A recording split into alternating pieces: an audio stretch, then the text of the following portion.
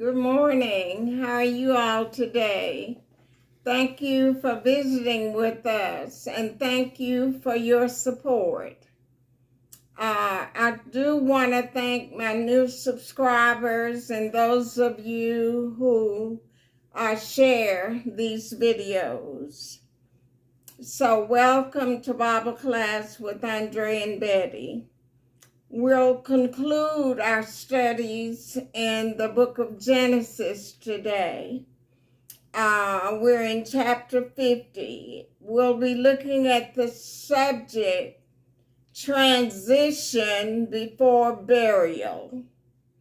And I chose that subject because in chapter 49, verse 33, Jacob dies. He give up the ghost, and he yielded up the ghost and was gathered unto his people. So at death, according to Ecclesiastes 12:7, then shall the dust return to, this is after death, then shall the dust return to the earth as it was, and the spirit shall return unto God who gave it. So the moment we take our last breath, our spirit go to be with the Lord, and only our body go to the grave. And so we're transitioned before we're buried. And this is what's going to play out for Jacob and every other person. And when it says he was gathered unto his people, it means that he was gathered with believers, because he was a believer. And Luke, the 16th chapter, shows the difference between the death of a believer and a man who was an unbeliever, with the rich man and Lazarus teaching. And so transition again before burial. And Joseph, Genesis chapter 50, verse 1. And Joseph fell upon his father's face and wept upon him and kissed him. Verse 2, and Joseph commanded his servants, the physicians, to embalm his father. And the physicians embalmed Israel. And so this is the first time it's mentioned on preserving the body after death. It's called embalming. And funeral homes and physicians can take courses where they learn, if they're not a physician, where they can learn how to embalm a body of a dead person. And so Joseph commanded his servants to embalm his father. Verse 3, and 40 days were fulfilled for him.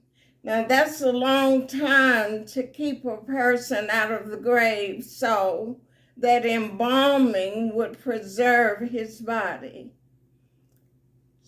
So, and 40 days were fulfilled for him. For so are fulfilled the days of those which are embalmed. And the Egyptians mourned for him 70 days, 70 days. Verse 4. And when the days of his mourning were past, Joseph spake unto the house of Pharaoh, saying, if now I have found grace in your eyes, speak, I pray you, in the ears of Pharaoh, saying, now Joseph was governor of Egypt, yet at the same time he was under the leadership of Pharaoh. So the men that worked under Pharaoh, Joseph asked them to tell Pharaoh what he wants to do concerning his father's death. He couldn't take that on himself without getting Pharaoh to agree with him. And so go to Pharaoh saying, verse 5, my father made me swear, saying, lo, I die. In my grave, which I have digged for me in the land of Canaan, there shalt thou bury me. Now, therefore, Pharaoh, let me go up, I pray thee, and bury my father, and I will come again. I'm not going to say I'm coming back again. Verse 6. And Pharaoh said, go up and bury thy father, according as he made thee swear. Verse 7. And Joseph went up to bury his father, and with him went up all the servants of Pharaoh, the elders of his house, and all the elders of the land of Egypt. Verse 8. And all the house of Joseph, and his brethren, and his father's house. Only the little ones and their flocks and their herds they left in the land of Goshen, which is where they were living. Verse 9. And there went up with him both chariots and horsemen, and it was a very great company, much like a caravan. Verse 10. And they came to the threshing floor of Atad, which is beyond Jordan. And there they mourned with a great and very sore lamentation. And Joseph made a mourning for his father 7 days. Verse 11. And when the inhabitants of the land, the Canaanites, saw the mourning in the floor of Atad, they said, this is a grievous mourning to the Egyptians. Wherefore the name of it was called Abel Mizraim, which is beyond Jordan. So the grievous mourning was fulfilled in Exodus, the 12th chapter, the 30th verse, when the firstborn of Egypt died in the time of Passover, where Israel was delivered or redeemed from at that time. And so this mourning, Abel Mizraim means mourning or mourning, like Mourning for Egypt. Verse 12. And his sons did unto him according as he commanded them. For his sons carried him into the land of Canaan, and buried him in the cave of the field of Machpelah, which Abraham bought with the field for possession of a burying place for Ephraim from Ephraim the Hittite before Mamre. And so this burying place was purchased by Abraham in Genesis chapter 23, because Sarah, his wife, had died, and he wanted to bury her out of his sight. So verse 14, and Joseph returned into Egypt. He told, let me go bury my father and I'll be back. And now, Verse 14, and Joseph returned into Egypt, he and his brethren, and all that went up with him to bury his father after he had buried his father. So transition before burial. Verse 15. And when Joseph's brethren saw that their father was dead, they said, Joseph will peradventure hate us, and will certainly requite or repay us all the evil which we did unto him. Now the brothers never told Jacob how they had done Joseph in putting him in a well, having the Ishmaelites sell him into Egypt. But now they're admitting to each other that we did evil unto our brother. So now they're afraid because Jacob has died. Verse 16. And they sent a messenger unto Joseph. They wouldn't go themselves, saying, Thy father did command before he died, saying, So shall ye say unto Joseph, Forgive, I pray thee now, the trespass of thy brethren and their sin, for they did unto thee evil. And now we pray thee, forgive the trespass of the servants of God, servants of the God of thy father. And when they said that, Joseph wept when they spake unto him.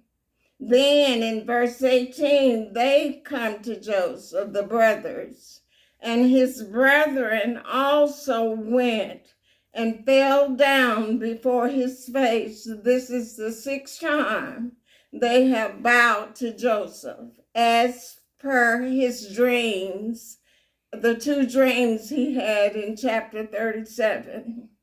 And they said, Behold, to Joseph, we be thy servants. Verse 19. And Joseph said unto them, Fear not, for am I in the place of God? I am not in the place of God.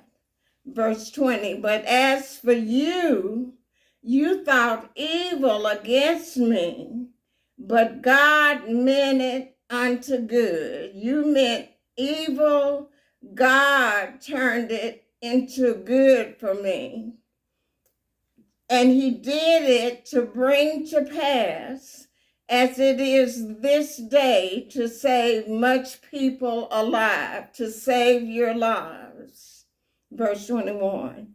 Now therefore fear ye not. I will nourish you and your little ones. And he comforted his brethren and spake calmly unto them. So these brothers are now reconciled to each other. Verse 22. And Joseph dwelt in Egypt, he and his father's house, a family. And Joseph lived 110 years. Verse 23. And Joseph saw Ephraim's children of the 3rd generation. Now that is beautiful. The children also of Mashir, the son of Manasseh, were brought up upon Joseph's knees. Now Ephraim and Manasseh are Joseph's sons, and so Joseph lived a long time after his father died. Verse 24, and Joseph said unto his brethren, I die, and God will surely visit you and bring you out of this land unto which he sware to Abraham, to Isaac, and to Jacob, which would be Canaan land, the land that flows with milk and honey. Verse 25. And Joseph took an oath of the children of Israel, saying, God will surely visit you, and ye shall carry up my bones from Egypt. I want you to carry up my bones. And in Exodus 13, verse 19, Moses carried up the bones of Joseph after they were delivered out of Egypt. Verse 26. So Joseph died, being 110 years old, and they embalmed him, and he was in a coffin in Egypt. So Genesis ends with a man being in a coffin, and that coffin represents death and dead men's bones, but they're going to be delivered in Exodus under the leadership of Moses, who is under the leadership of God. So that concludes our studies in the book of Genesis, and we'll go from here to the book of Exodus for our next series of lessons. So you all have a great day and a great week. Bye.